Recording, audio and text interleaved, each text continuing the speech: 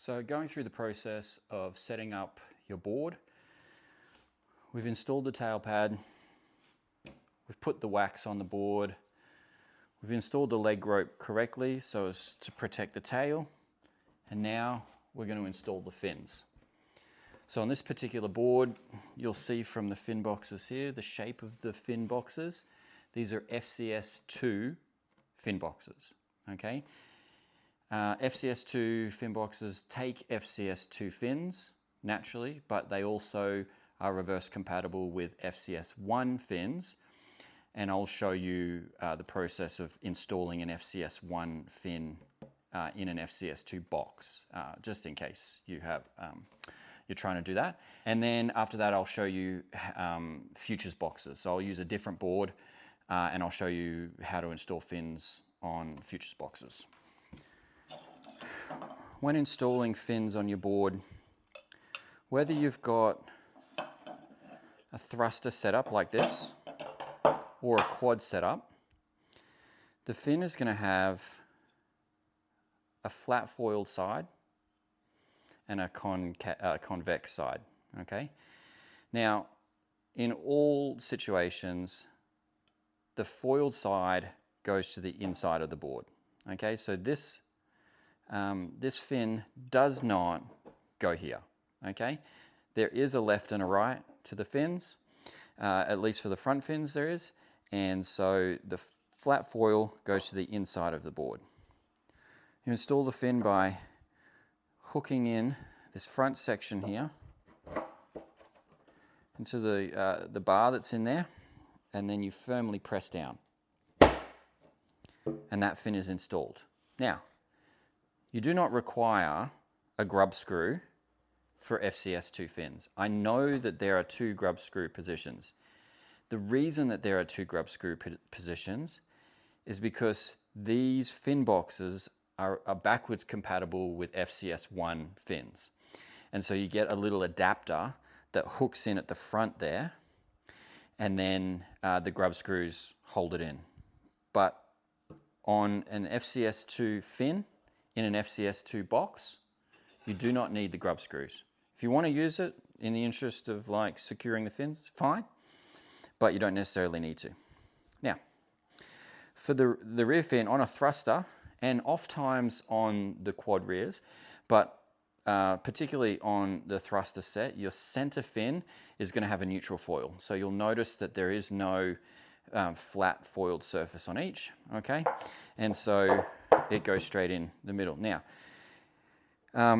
if it's like this box, and this one's a little tricky, it's really, really tight to push that in.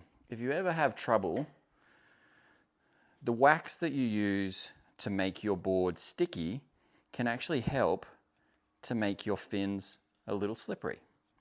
And so if you just rub it on the tabs, just a little bit like that, then when it comes to putting it in, they just slide straight in like that.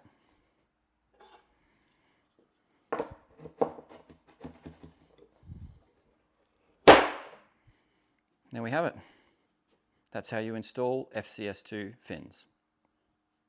So as I said, the FCS1 fin, which is this twin tab here, is compatible with the FCS2 box, but you do need a spacer, okay? So you'll notice the difference. This is FCS2, FCS1. You'll notice the size of the tabs is different, but it's also missing this important front locking component here, okay? And that's why we need the spacer to hold on to the internal bar at the front, okay? So the process for installing it, you take your spacer, you slide it in at the front. You take your fin, slide it in behind the spacer. Now you'll notice it does not lock into place the way that the FCS2 fin does. And because of that, and because there's nothing holding the front of it, you do need two grub screws, a front and a rear grub screw, okay? So if the box already has grub screws, great. If not, you've got to get one, stick it in. So you tighten off the grub screw with just a bit of tension, and then there you go. And then put another one in the back. And then your FCS1 fin is compatible with your FCS2 box. Okay, so you do need 2 grub screws, you do need the spacer, and then it'll work just fine. So here's the process for installing Futures fins into Futures boxes. Now, the FCS2 fins had a hook at the front for the bar, clip it in at the front, push it down at the back. Futures are the opposite, okay? So they hook into the bar at the back, and then this divot at the front is for the grub screw to hold it in, okay? So unlike FCS2, you do need a grub screw for Futures boxes, Futures fins, and it's just the one grub screw and it's at the front. Now, another important distinction for Futures boxes is that the front boxes are different to the rear boxes, okay? So here I've got a thruster set of fins. You see the size of the base for the front 2 fins, yeah? And then when you take the rear center fin, you'll notice that the base is smaller. What that means is that you cannot stick, no matter how hard you try, you cannot stick a front Futures fin into a rear Futures box. Nor is it going to work to use a rear Futures fin in a front Futures box because there'll be too much space underneath. So quite simply, you hook it in at the back, you clip it down at the front, and then you tighten it off. Futures boxes are a lot less tight than FCS2, but that's because they have a self-locking mechanism that you have to overcome. They're also much easier to get out. You don't have to cut your hand trying to get them out. They just slide straight out. All right, and then the rear box, even though it's different, it's exactly the same. You clip it in, clip it down, screw it off. And that's how you install your Futures. Now, sometimes you'll find, just like FCS, the box to the fin base might be a little snug. It might be a bit tight and you can't force it down. Just the same as with your FCS2, you take a little bit of wax that you would use for making your board sticky, and you just rub it on the base of the fin on both sides, and it actually makes the fin slippery. And so whereas previously it was tight, you may find that it slides in with a lot less effort. It's a little hack for you if you need it, okay? But that's the process for installing Futures fins. Okay, so another fin box type that I didn't mention at the beginning, which is nonetheless important for you guys, is the types of fin boxes that you find on a foam surfboard. They often look like this. And so this is neither a Futures box, nor is it an FCS1 or FCS2 box. It's its own type of box, all right? Now, usually it'll come with some soft fins, like some soft rubbery fins like this, which have a single tab like this, and you'll notice this is very different to a Futures fin, yeah?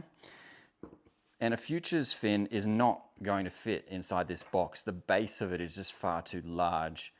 And so that's essentially how it's designed to be. Now, if you've progressed past the stage of having super flexible fins like this, and you want something that's a little stiffer, like, I mean, this is very stiff, then you're going to have to get an FCS1 fin.